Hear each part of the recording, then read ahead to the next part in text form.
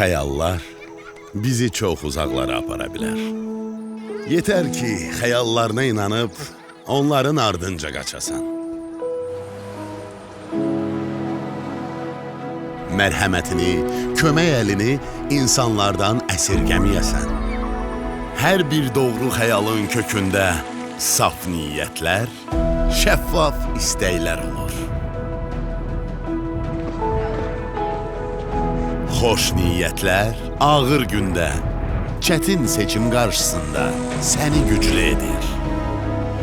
Yalnız dürüstlük və səmimilik üzərində qurulmuş xəyallar böyük hədəflərə, ən əlçatmaz arzuların gerçəkləşməsinə təkan verir.